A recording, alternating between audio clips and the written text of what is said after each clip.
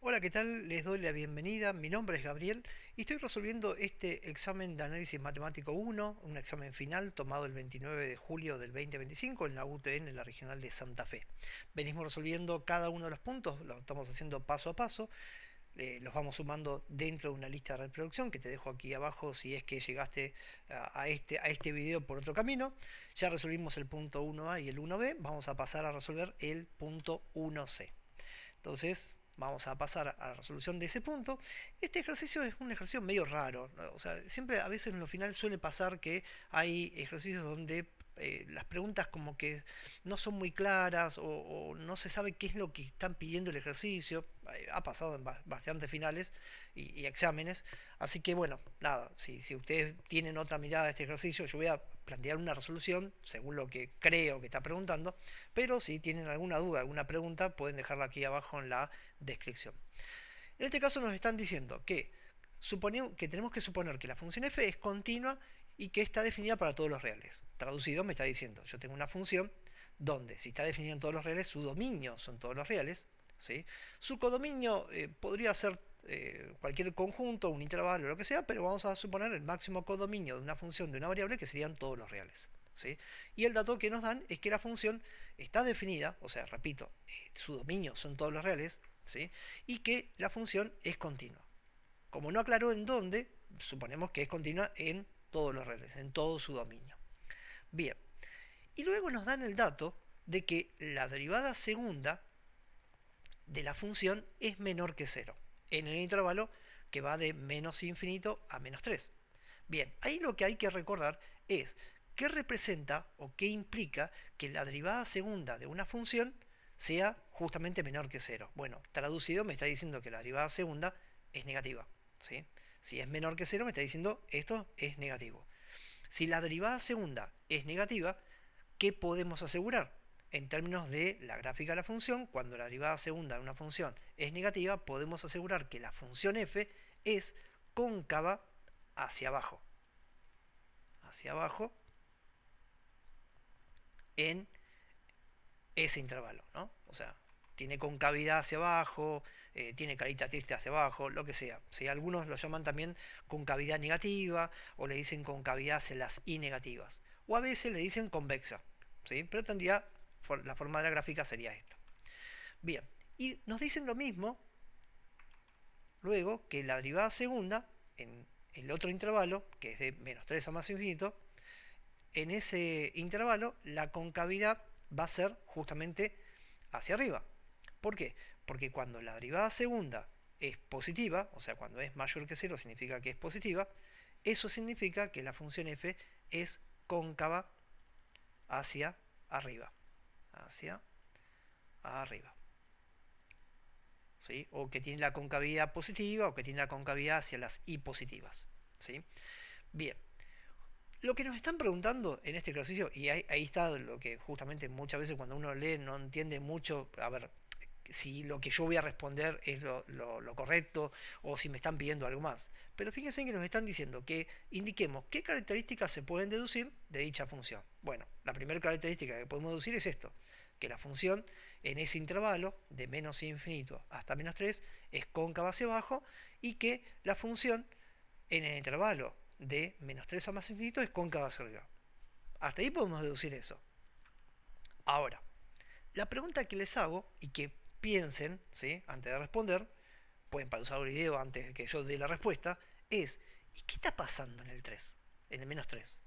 O sea, porque lo que me están diciendo es, la derivada segunda existe y es menor que cero para todos los valores que están en este intervalo, y la derivada segunda existe y es mayor que cero para todos los valores que están dentro de este otro intervalo. Pero no nos dijeron qué pasa con el punto menos 3. Entonces, ¿qué pueden suponer que está pasando en el menos 3? Bien, hice silencio como para que pausaran y ahora continuamos. Bueno, en el menos 3 no tenemos la seguridad, porque en ningún lado nos dijeron, de que la derivada segunda, porque uno puede caer en este error, puede pensar de que probablemente, como está cambiando la concavidad en el menos 3, uno podría caer en el error de pensar de que la derivada segunda en el menos 3 vale cero. Pero si se fijan y miran la consigna del ejercicio, en ningún lado dice que la función f es derivable hasta el segundo orden o que existe la derivada segunda para todos los valores del dominio. Lo que dijo acá es que la función es continua. Por lo tanto, en el menos 3 puede estar pasando dos cosas en respecto de la derivada segunda. Puede pasar de que si la derivada segunda existe en el menos 3, entonces, obviamente, si la derivada segunda existe, tiene que valer 0. ¿Por qué? Porque justamente si acá dijo que es menor que 0 para los menores que menos 3 y es mayor que 0 para los mayores que menos 3, evidentemente, si la derivada segunda existe en el menos 3, debería estar dando 0. Y podría pasar también que la derivada segunda no exista. O sea, porque puede ocurrir eso. Porque nunca nos dijeron que la derivada segunda existe. Entonces, acá yo pondría como, abriría un paraguas. Diría, bueno, mira, en el menos 3 yo no sé qué está pasando. Porque puede ocurrir que si la derivada segunda de menos 3 existe, esté dando esto. O puede ocurrir que la derivada segunda en el menos 3 no esté dando, no exista. Y entonces, nada, no sería derivable en el segundo orden en el menos 3. Es lo que podríamos decir. ¿Sí? Ahora, la cuestión es, ¿y entonces qué pasa en el menos 3? Porque ahí acá habría otro inconveniente. El otro inconveniente se da respecto a justamente algo de donde cambia la concavidad. Cuando uno tiene una función y en una función la concavidad cambia, ¿sí? Algunos autores o algunos profesores eligen una definición eh, respecto del cambio de concavidad y lo definen como punto de inflexión. ¿Cómo lo definen como punto de inflexión? Bueno, lo definen como un punto donde cambia la concavidad. Entonces, como el menos 3 justamente es un punto donde está cambiando la concavidad, uno podría decir, entonces el par ordenado menos 3 y lo que dé la función de menos 3, que sabemos que existe. Esto porque sabemos que existe, porque dijo que la función estaba definida en todos los reales y la función era continua. Entonces en el menos 3 la función existe. Entonces algunos dirían, este es un punto de inflexión. ¿Por qué es un punto de inflexión? Porque justamente está cambiando la concavidad. Pero hay otros autores, hay otros profesores que se basan en eh, una cuestión de punto de inflexión un poco, no sé si más convencional, pero más estricta, ¿sí? Más restringida, que hablan o dicen que un punto de inflexión se presenta cuando cambia la concavidad, pero además cuando la derivada primera existe. Si ustedes revisan, esto se lo dijo a ustedes, habría que ver qué definición tuvieron justamente en clase, qué definición les dio el profesor. Insisto, hay algunos que dicen, si yo tengo el menos 3, vamos a suponer que menos 3, voy a inventar un número cualquiera, supónganse que tiene esta forma. Y entonces, acá teníamos, para los menores que menos 3 es cóncava hacia abajo. Entonces, imagínense que la gráfica tiene esta forma. Y para los mayores que menos 3, la concavidad es hacia arriba. Entonces, supónganse que tiene esta forma. Estoy inventando una gráfica cualquiera. Cóncava hacia abajo, cóncava hacia arriba. Desde el punto de vista de los profesores que dicen que un punto es de la gráfica de una función, si cambia la concavidad es un punto de inflexión, esta sería una definición aceptable, pero desde ese punto de vista. Hay otros profesores que dicen que si en ese punto la derivada no existe, que de paso pregunto, ¿por qué la derivada primera en ese punto no existe? No existe porque ese punto es un punto anguloso. Un punto anguloso es cuando la gráfica de la función se quiebra. ¿Recuerdan como cuando tenían la función módulo de x? La función módulo de x que tiene un pico, ¿sí? Es un punto anguloso. En ese punto la derivada primera no existe. Entonces, cuando la derivada primera no existe, decimos justamente que tenemos un punto anguloso, y cuando hay un punto anguloso, la recta tangente no se puede trazar, entonces la función no es derivable. Entonces, si la derivada no existe, desde ese punto de vista, algunos profesores dirían, no hay punto de inflexión, porque para que haya punto de inflexión tiene que haber derivada primera.